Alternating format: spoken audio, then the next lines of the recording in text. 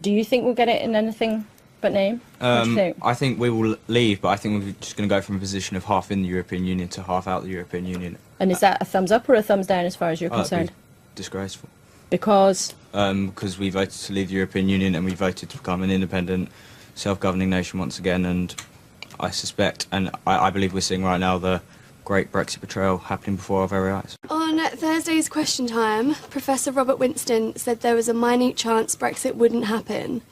Without considering the likelihood of it, how would or could this practically happen or not happen? Okay. That sounds like a question for an editor. I think it is, as he said, I think it's very unlikely. Don't forget, both of the main parties voted for Article 50, the process to make it happen, the process to start the clock ticking.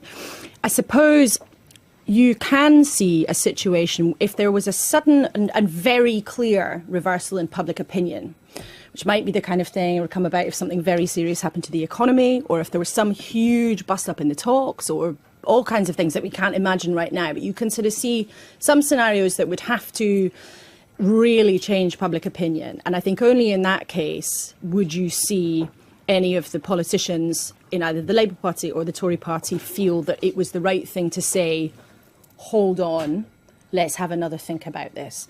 So I think it's very, very unlikely. But, you know, politics has been so volatile in the last couple of years. It's not impossible to imagine that if something we haven't anticipated yet happens, that you could find a political way to stop it. Because I think not only is the Article 50 process unclear as to whether or not it's revocable. You know, there's been a lot of chatter. Some of you will have, I can see some of you nodding, some of you might have read about that. Basically, it's not clear in law whether Article 50 itself can be stopped or started. But just from a political point of view, if lots of the mainstream political vibe in the UK was actually, we don't think that most people want this anymore, they'd find a way to stop it. And I think also the EU would too, right? They wouldn't make us do it. You Absolutely. know? I think, I mean, first of all, obviously from the UK perspective, the EU referendum wasn't legally binding. So, you know, it happened and it's become political reality. But it's not legally binding. Article 50 is legally binding, so we have started the formal process. And after 2 years, unless there's a unanimous vote, so it would be the UK plus the 27 other member states plus the European Parliament could vote to extend the negotiating period. But otherwise, on March 29th, 2019, the UK leaves.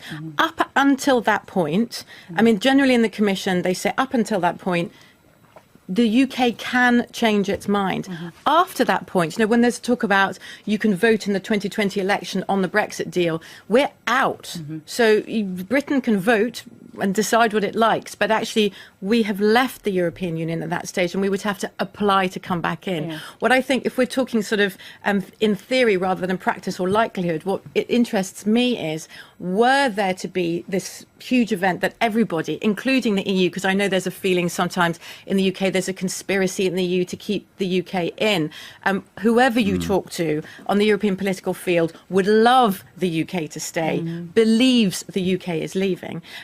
But I think, so say there was, though, this amazing reversal, you know, under what circumstances would we come back? Because actually, again, when you talk to the Commission, they say we can change our minds while we're in the Article 50 process, but by launching Article 50, we've lost everything that we gained, if you like. That means the rebate, that means, you know, not sort of signing up to the euro and all of that. So, I mean, that would be really intriguing just from an academic point of view. And just really briefly, it'd have to be so big. If you think it was the biggest democratic event in the UK, whatever you think of it, it was the biggest exercise of people's will and people's votes in this country for a long, long, long, long time. So politicians would have to be really, really sure that they had a really chunky majority of the public on side if they were actually to...